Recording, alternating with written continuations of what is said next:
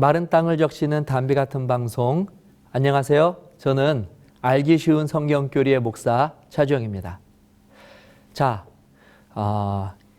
이 시간 우리가 함께 나눌 주제는 제10강 구원의 경험입니다. 이 중요한 주제를 다루기에 앞서서 우리가 먼저 이 구원의 정의를 살펴보도록 하겠습니다. 고린도후서 3장 18절을 함께 읽어보도록 하겠습니다. 우리가 다 수건을 벗은 얼굴로 거울을 보는 것 같이 주의 영광을 보매 그와 같은 형상으로 변화하여 영광에서 영광에 이르니 곧 주의 영으로 말미암음이니라. 이 고린도후서 3장 18절은 완성된 구원의 상태가 무엇인지를 우리에게 보여주고 있습니다. 우리가 구원에 대해서 바른 정의를 그리고 또 이해를 할 수 있도록 도와주고 있는 것이지요. 자, 그렇다면 고린도후서 3장에서 말하는 이 구원의 정의란 무엇입니까? 한마디로 말하면 변화입니다. 우리가 이미 잘 아는 것처럼 사람은 원래 하나님의 형상으로 지음을 받은 존재들이었습니다. 그러나 범죄함으로 인해 우리는 하나님의 형상을 잃어버렸을 뿐만 아니라 오히려 마귀의 정신에 지배되어 버린 악한 존재로 전락해 버렸습니다. 요한복음 8장 44절에서는 현재 우리의 죄된 상태를 다음과 같이 묘사해 주고 있습니다. 너희는 너희 아비 마귀에게서 났으니 너희 아비의 욕심대로 너희도 행하고자 하느니라. 그는 처음부터 살인한 자요 진리가 그 속에 없으므로 진리에 서지 못하고 거짓을 말할 때마다 제 것으로 말하나니 이는 그가 거짓말쟁이요 거짓의 아비가 되었음이라. 자, 이처럼 사단 그리고 마귀가 우리들에게 저지른 가장 끔찍한 일은 하나님의 자녀이면서 동시에 하나님의 형상으로 지음을 받은 우리들을 자신과 같이 하나님께 범죄케 함으로 우리들에게서 하나님의 형상을 지어버리고 그리고 우리의 본성을 자신의 정신으로 지배하여서 결국 우리들을 자신과 같은 그와 같은 하나님을 대적하는 존재로 만들어 버렸다는 것입니다. 자, 그렇기 때문에 구원이란 복잡한 이론이 아니라 마귀가 빼앗아간 잃어버린 하나님의 형상을 다시 회복하는 것 그리고 회복하는 과정, 경험이라고 말할 수 있습니다.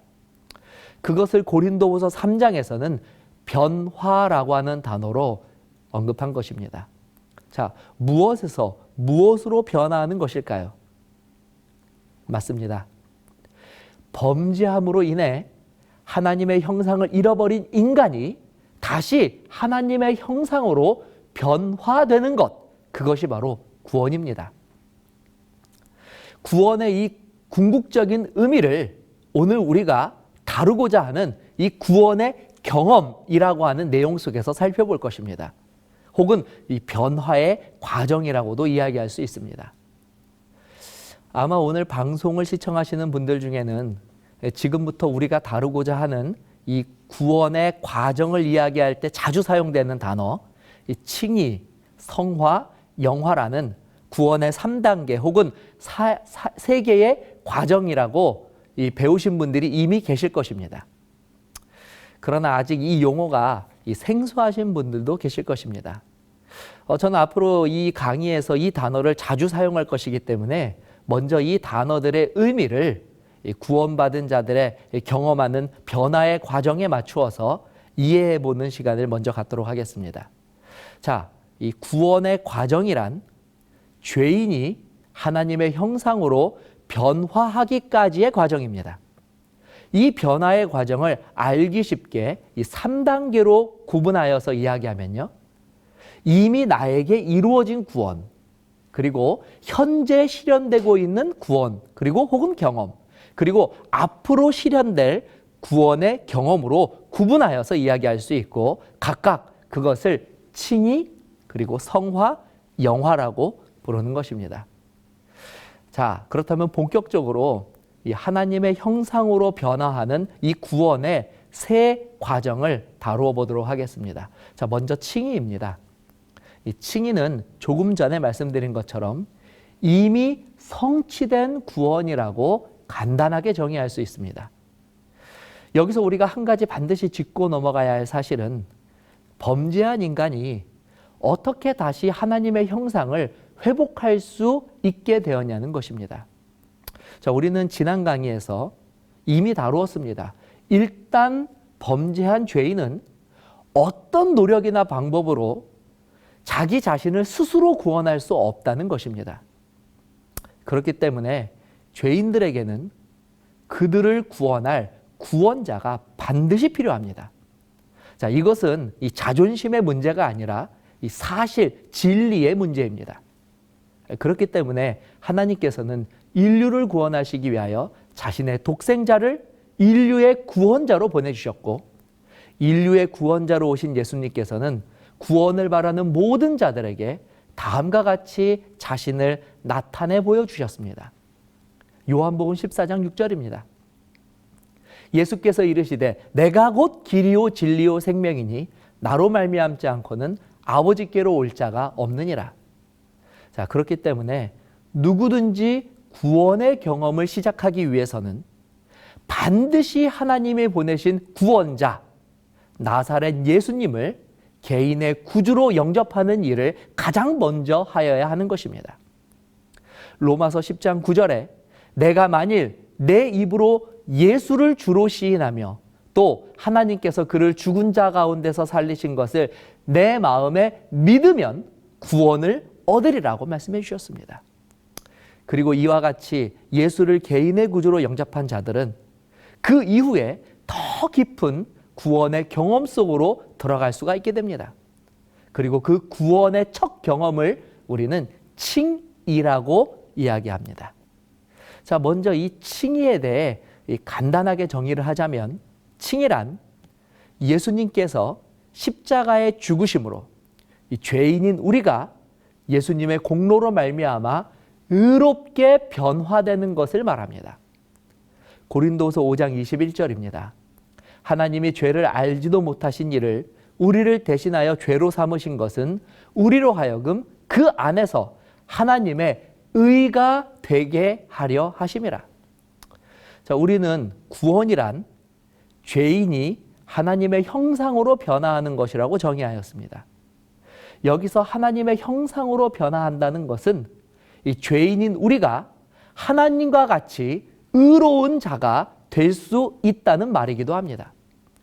따라서 우리가 예수님을 믿을 때 이 성령 하나님께서 우리들을 의롭게 하시는 과정으로 우리를 이끄시는데 그 의롭게 변화되는 과정 혹은 방법을 또한 성경은 회개라고 하는 단어로 우리들에게 소개하고 있습니다. 그러므로 회개는 이 구원의 과정 속에 있어서 예수님을 개인의 구주로 영접하는 것과 같이 반드시 병행해야 하는 덕목이고, 이 믿음과 회개를 통하여 우리들은 비로소 의롭게 변화되는 구원의 경험에 들어갈 수 있게 되는 것입니다. 그러므로 성경은 회개를 구원에 이르는 방법이라고 또한 소개하고 있습니다. 고린도서 7장 10절입니다. 하나님의 뜻대로 하는 근심은 후회할 것이 없는 구원에 이르게 하는 회개를 이루는 것이요 세상 근심은 사망을 이루는 것이니라. 자, 그럼 보다 구체적으로 이 회개란 무엇입니까?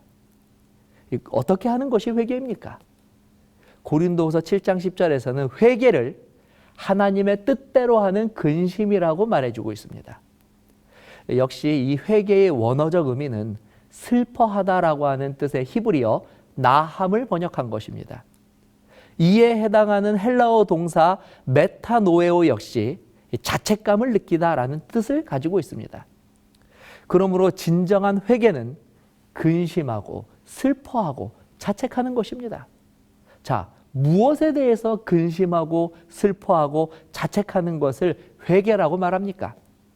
예를 들어서 나는 부유한 가정에서 태어나지 못해서 그것 때문에 슬퍼하는 것일까요?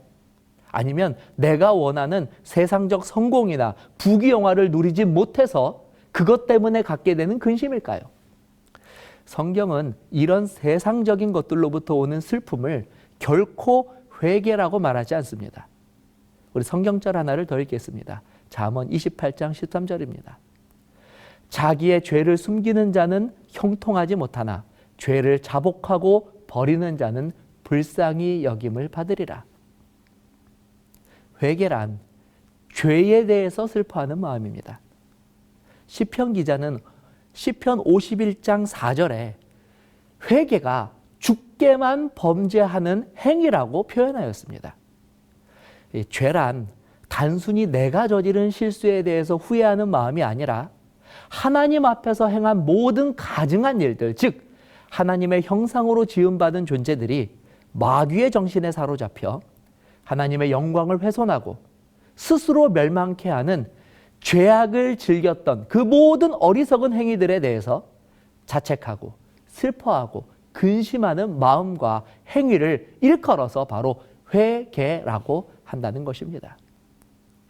하나님께서는 이와 같이 죄의 본질을 깨닫고 죄로 인하여 슬퍼하고 회개하는 자들을 기뻐하십니다. 자, 다음에 회개와 관련된 이 몇 구절들을 읽으면서 하나님께서 회개하는 일을 얼마나 중요하게 여기시며 또 회개하는 자들을 얼마나 귀하게 여기시는지를 한번 찾아보도록 하겠습니다. 누가복음 5장 32절입니다. 내가 의인을 부르러 온 것이 아니요 죄인을 불러 회개시키러 왔노라. 누가복음 15장 10절입니다. 내가 너희에게 이르노니 이와 같이 죄인 하나가 회개하면 하나님의 사자들 앞에 기쁨이 되느니라. 사도행전 3장 19절입니다. 그러므로 너희가 회개하고 돌이켜 너희 죄 없이 함을 받으라. 이같이 하면 유쾌하게 되는 날이 주 앞으로 이를 것이요. 자, 정리하면 구원의 경험은 먼저 예수 그리스도를 개인의 구주로 영접함으로 가능해집니다. 그리고 예수를 개인의 구주로 영접한 자들을 성령께서는 의롭게 변화되는 과정으로 인도하시는데 그 첫 관문이 바로 지금까지 하나님 앞에 행하였던 그 모든 죄악들을 슬퍼하고 참회하는 회개가 되는 것입니다. 자, 이제 다음 시간에는 보다 본격적으로 이 칭의, 성화, 영화의 단계들을 다루어 보도록 하겠습니다. 감사합니다. 다음 강에서 뵙겠습니다.